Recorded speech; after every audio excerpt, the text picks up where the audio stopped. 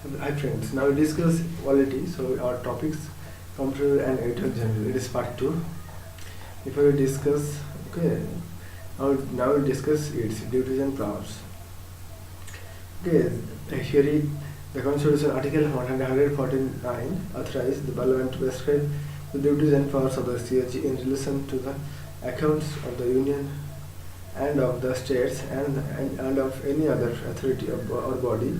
Accordingly, the Parliament enacted the CAG duties, power and conditions services Act 1921. Thus, this Act was amended in 1976 to separate accounts from audits in the central government.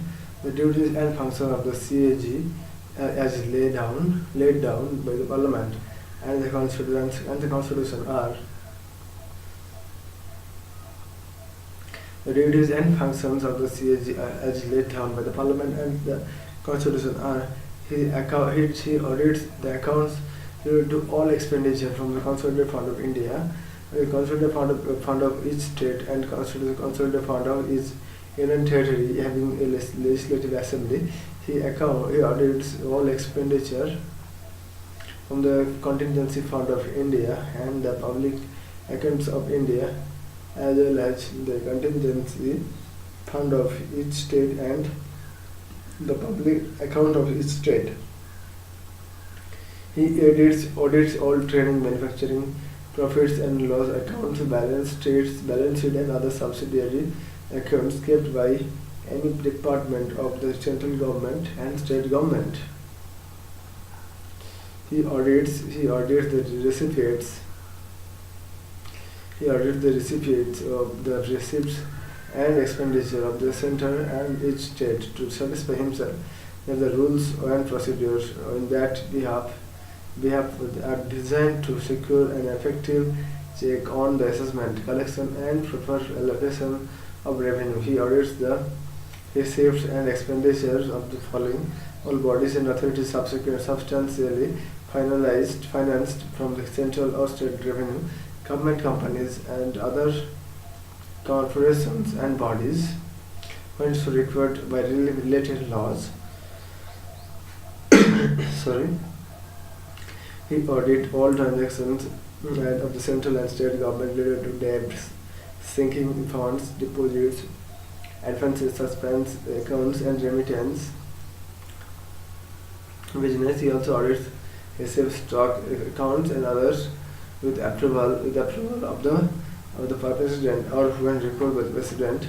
He audits the accounts of any other authority when requested by the president or governor. He, for example, the audit of local bodies. He advises the president with regard to the prescription of the form in which he advises the president with regard to prescription of the form in which the accounts of the center and the states shall be kept. 150 article. He submits his audit reports relating to the accounts of the center to president, who shall in turn place them before both the houses of parliament. Article 151. He submits his audit reports relating to the accounts of the state to governor, who shall in turn place them before the state legislature. 151. He ascertains and certifies the net proceeds of any tax or duty. Article 279. His certificate is final. The net proceeds means the proposed proceeds of the tax or duty minus the cost of collection. He acts as a guide, friend and philosopher of the public accounts committee of the parliament. He compiles the maintenance of the accounts of the state government. In 1976, he was relieved the responsibility with regard to the compilation and maintenance of the accounts of the central government due to the separation of accounts from the audit, that is the departmentalization of accounts. The CAG submits the 3 audit reports to the president: audit report on appreciation accounts, audit reports on finance accounts, and audit reports on public undertaking.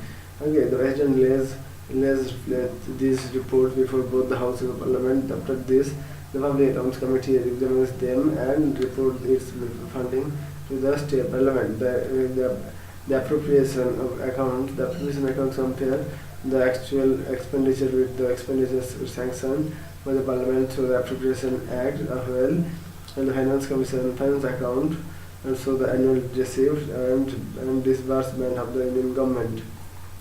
The role of the CAG is to uphold the Constitution of India and the law of development in the field of the financial administration. There is accountability of the executive to Parliament in the sphere of financial administration is secured through audits reports of the CAG. The CAG is an agent of the Parliament and conducts audits and expenditure on behalf of the Parliament. Therefore, he is responsible only to the Parliament. The CAG has more freedom with regard to audit and expenditure than with regard to audit of receipts, stores and stock. Okay, whereas in relation to expenditure, he decides the scope of audit and frames his own audit codes and manuals. He has to proceed with of the other audits. The CAG has to ascertain whether money shown the accounts as having been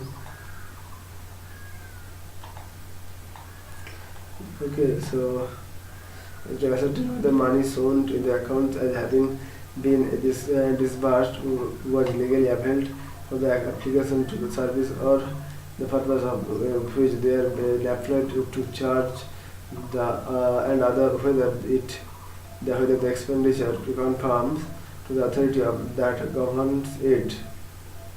So here, the Constitution of India visualized the CAG and CAG to be the controller as well as the auditor general.